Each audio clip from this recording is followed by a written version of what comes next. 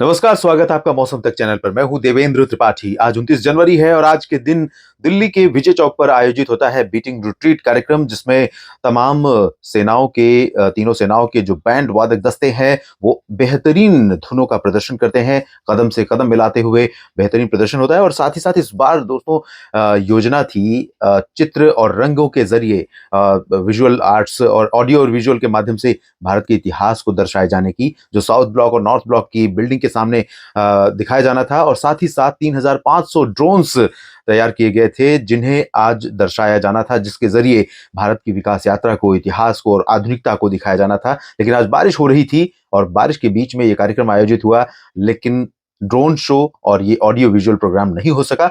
लेकिन मैं full dress rehearsal में मौजूद था और मैंने वो पूरा वीडियो तैयार किया है और आपके लिए मैंने उसे अपलोड किया है न्यूज मीडिया मंच पर, जो दूसरा चैनल है जिसका लिंक इस वीडियो के डिस्क्रिप्शन में मैं जरूर डालूंगा, ताकि आप देख पाएं। बहुत ही खूबसूरत नजारा है। कह सकते हैं कि राष्ट्रपति भवन और प्रधानमंत्री कार्यालय, साथ ही साथ विजय चौक के ऊपर आसमान में सौर मंडल दिखाया गया उसमें, साथ ही साथ ग्लोब बनाया गया जो कि घूम रहा है। और इसके अलावा G20 का अध्यक्ष बना है भारत, तो G20 का लोगो जो तैयार किया गया है उस लोगो को दर्शाया गया है।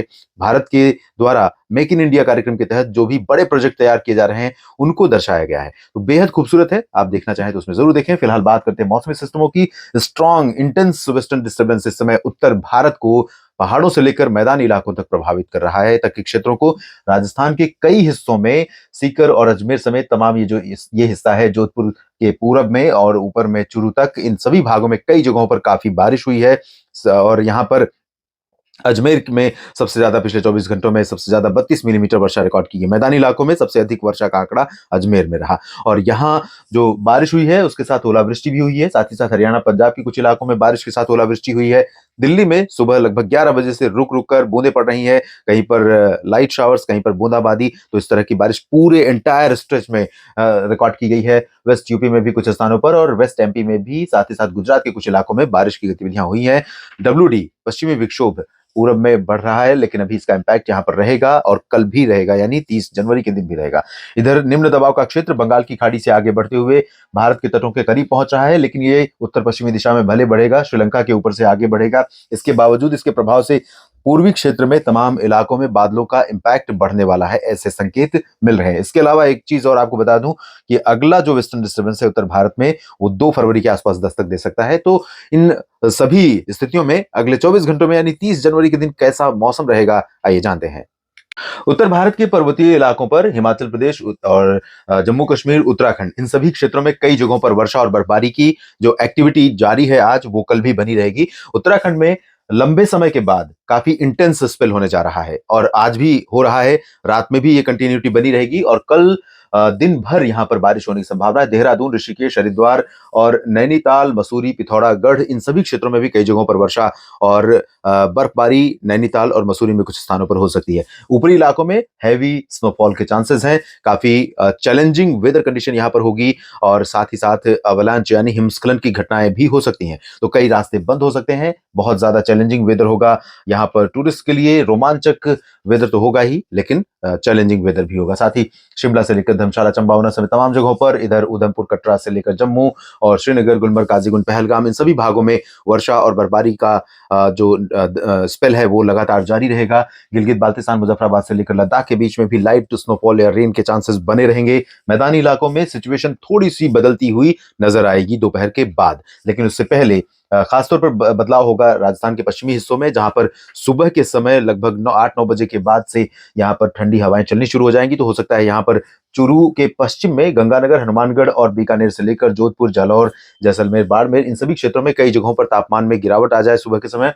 और धूप होने के बावजूद यहाँ पर मौसम काफी ठंडा हो सकता है, कड़ाके की ठंडी हो सकती है सुबह के समय। और उसके बाद धूप निकलेगी तो मौसम राहत देने वाला होगा। लेकिन पंजाब में लगभग दोपहर तक बादल बने रह सकते हैं। हरियाणा के ऊपर तमाम जगहों पर पूर्वी इलाकों में बादल बने रह सकते हैं। पंजाब में अमृतसर, जालंधर, पठानकोट और लुधियाना, फजिल्का, फरीदकोट समेत ये जो पूर्वी हिस्सा है, इन सभी क्षेत्रों में कई जगहों पर वर्षा और हेल स्टॉर्म के चांसेस रहेंगे कल भी, 30 जनवरी को भी। और सिमिलरली पंचकुला, अंबाला, यमुनानगर, कुरुक्षेत्र, करनाल, कैथल से लेकर रोहतक और ये रेवाड़ी, चरखी दादरी, झज्जर, महेंद्रगढ़, गुरुग्राम, फरीदाबाद, इन सभी भागों में, साथ ही साथ राष्ट्रीय राजधानी दिल्ली और वेस्ट यूपी से लेकर सेंट्रल यूपी के बीच में, पूर्वी राजस्थान के क्षेत्रों में कुछ स्थानों पर, अलवर, जयपुर, सवाई माधोपुर और धौलपुर, दौसा, करौली, इन सभी क्षेत्रों में कुछ स्थानों पर हल्की वर्षा अगले 24 घंटों के दौरान हमें देखने को मिल सकती है। उत्तर प्रदेश में मेरठ, मुरादाबाद और बागपत, शामली से लेकर बदायूं, अलीगढ़, कासगंज और आगरा, मथुरा, एटा, इटावा, मैनपुरी, झांसी, ललितपुर, कानपुर, महोबा, चित्रकूट और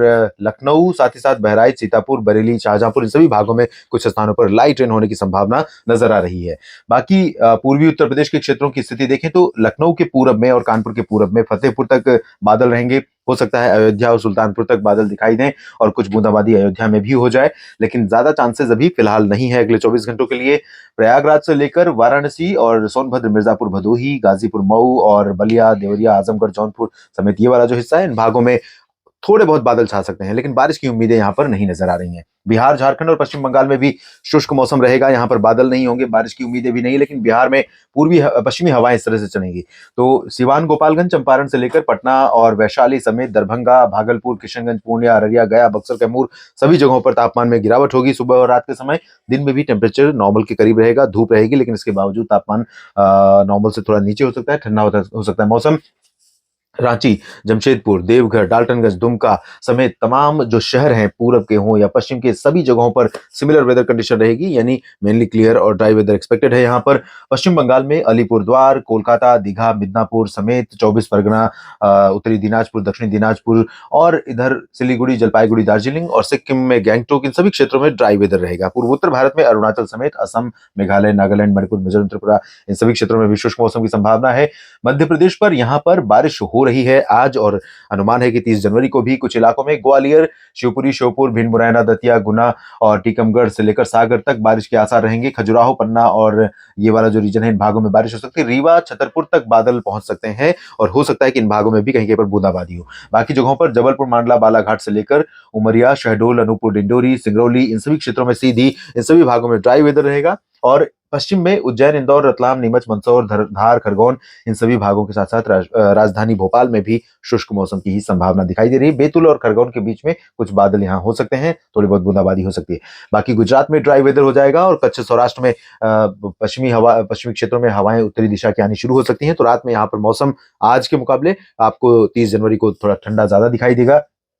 महाराष्ट्र की बात करें तो यहाँ टेम्परेचर में कोई ज्यादा चेंज नहीं होगा, लेकिन मौसम यहाँ पर क्लियर हो जाएगा। जो उत्तरी ये जो पश्चिमी विदर्भ और उत्तरी मराठवाड़ा, उत्तरी मध्य महाराष्ट्र और कोंकण गोवा में यहाँ पर जो बादल दिख रहे थे, वो बादल कल आपको नहीं दिखेंगे। मुंबई से लेकर दहानू के बीच में, पुणे से लेकर नासिक, नंदुरबार, धुले, जलगांव के बीच में, संभाजीनगर और अकोला तथा आसपास के इलाकों में, इन भागों में आंशिक बादल हो सकते हैं सुबह के समय। उसके बाद धीरे धीरे सिचुएशन क्लियर होती हुई दिखाई देगी।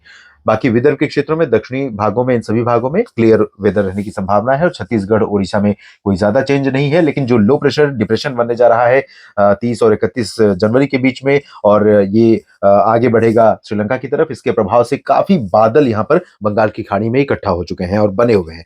तो इन बादलों का जो मूवमेंट है पूर्व पश्चिमी की दिशा में है।